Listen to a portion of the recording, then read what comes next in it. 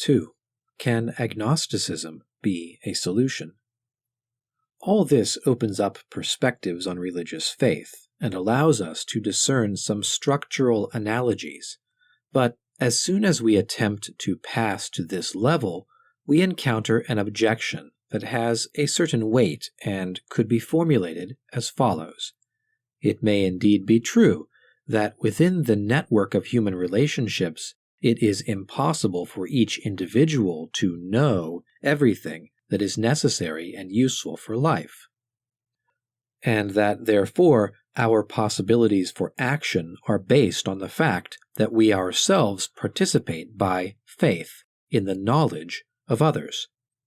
Nevertheless, we remain all the time within the sphere of human knowledge that is always in principle accessible to all men. When, however, we speak of faith in revelation, we pass beyond the boundaries of that knowledge which is typical of human life. Even if the hypothesis be granted that the existence of God could become an object of knowledge, at least revelation and its contents would remain an object of faith for each one of us, something that surpasses those realities that are accessible to our knowledge. Consequently, in this field there is no one in whom we could put our trust, or to whose specialist knowledge we could refer, since no one could have a direct knowledge of such realities on the basis of his own personal studies. This means that we are confronted once again, and in an even more urgent fashion, with the problem: is this type of faith compatible with modern critical knowledge? Would it not be more appropriate for an adult of our times to refrain from expressing judgments on such matters, and to wait for the day when science will have definitive answers even to this kind of question? The attitude revealed in this way of putting the problem is undoubtedly that of the average person with a university education today. Intellectual honesty and humility, in the face of the unknown, seem to recommend agnosticism rather than an explicit atheism, since the latter too claims to know too much about these things, and clearly has a dogmatic element of its own. No one can claim to know, strictly speaking, that God does not exist. One can at most take his non-existence as a working hypothesis, on the basis of which one then tries to explain the universe. Modern science basically takes this line. Nevertheless, this kind of methodological approach is aware of its limitations. Clearly, it is never possible to get beyond the sphere of the hypothetical. No matter how evident an atheistic interpretation of the universe may appear, it will never lead to the scientific certainty that God does not exist. No one can carry out experiments on the totality of existence or its preconditions. This brings us in a very straightforward manner to the unsurpassable limits inherent in the human condition and in man's capacity for knowledge qua man, that is, not merely with regard to his present-day circumstances, but in terms of his very essence. Of its nature, the question of God cannot forcibly be made an object of scientific research in the strict sense of that term, and this means that the declaration of scientific atheism is an absurd claim, yesterday, today, or tomorrow. This, however, makes it all the more urgent to know whether the question of God does surpass the limits of human capabilities as such, so that agnosticism would in fact be the only correct attitude for man. The acknowledgement, appropriate and honest, devout in the profound meaning of that word, of that which eludes our grasp and our field of vision, a reverence vis-à-vis something that is inaccessible to us. Might not this be a new form of intellectual devotion, to leave aside whatever lies beyond our grasp, and be content with what we are permitted to know? An authentic believer who wishes to reply to this question must be on his guard against an unreflecting haste. This type of humility and devotion calls forth at once an objection. Is it not perhaps the case that the thirst for the infinite is a fundamental aspect of human nature? Is not indeed this thirst the very essence of human nature?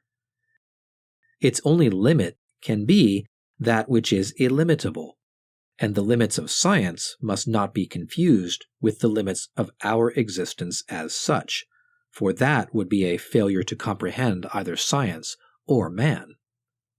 If science were to claim to exhaust the limits of human knowledge, it would end up by denying its own scientific character.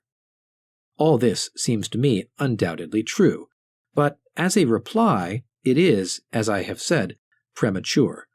We ought rather to examine patiently the plausibility of the hypothesis of agnosticism, and see whether it can hold up as a response not only to science, but also to human life. The true way to call agnosticism into question is to ask whether its program can be realized. Is it possible for us as human beings purely and simply to lay aside the question of God, that is, the question of our origin, of our final destiny, and of the measure of our existence? Can we be content to live under the hypothetical formula as if God did not exist, while it is possible that he does in fact exist? The question of God is not merely a theoretical problem for man, like, for example, the problem of knowing whether there exist other elements as yet unknown outside the periodic table. On the contrary, the question of God is an eminently practical problem, with consequences in every sphere of our lives.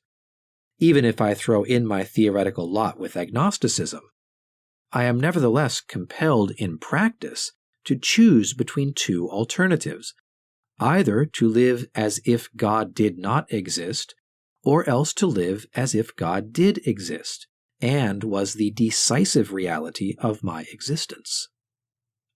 If I act according to the first alternative, I have in practice adopted an atheistic position, and have made a hypothesis, which may also be false, the basis of my entire life.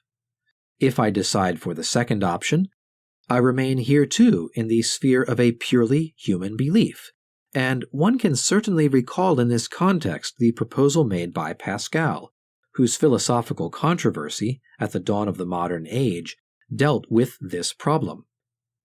Having reached the conviction that the question could not in reality be resolved by means of thought alone, he recommended that the agnostic risk taking the second option and live as if God existed. According to Pascal, it is in the course of experience, and only thanks to experience, that at some point the agnostic will recognize the correctness of his choice. Let us leave this question here. It is clear that the prestige enjoyed by the agnostic solution today does not stand up to closer examination. As a pure theory, it may seem exceedingly illuminating, but in its essence, agnosticism is much more than a theory. What is at stake here is the praxis of one's life. When one attempts to put it into practice in one's real field of action, agnosticism slips out of one's hands like a soap bubble. It dissolves into thin air because it is not possible to escape the very option it seeks to avoid. When faced with the question of God, man cannot permit himself to remain neutral. All he can say is yes or no, without ever avoiding all the consequences that derive from this choice, even in the smallest details of life. Accordingly, we see that the question of God is ineluctable. One is not permitted to abstain from casting one's vote. Obviously, however, the conditions relevant to the knowledge of God are necessarily of a particular kind. In this question, we are not analyzing isolated fragments of reality that we might in some way take into our hands verify experientially, and then master? This question regards not that which is below us, but that which is above us. It regards not something we could dominate, but that which exercises its lordship over us and over the whole of reality. Even when I encounter another person, I am not capable within a single glance of penetrating the depths of his character and the vast expanses of his spirit in the same way I can examine a piece of matter or some other living organism. How much less will I be able to approach the very foundation of the universe in this manner? This does not mean that we have now entered the sphere of the irrational. On the contrary, what we are looking for is the very foundation of all rationality. We are inquiring into how its light can be perceived. To explain this point in detail, much more time would be required than is available for one single lecture. But there is one fundamental point that seems obvious to me. Where everything and the foundations of everything are involved, the one who endeavors to comprehend is inevitably challenged to get involved with the totality of his being, with all the faculties of perception he has been given. And his search for knowledge must aim not only to collect a large number of individual details, but, as far as possible, to grasp the totality as such. We can also affirm that there are some fundamental human attitudes that are indispensable methodological presuppositions for the knowledge of God. These include listening to the message that is brought to us by our own existence and by the world in general, a vigilant attentiveness vis-à-vis the discoveries and the religious experience of humanity, and the decisive and persevering employment of our time and our internal energy on this problem, which concerns each one of us personally.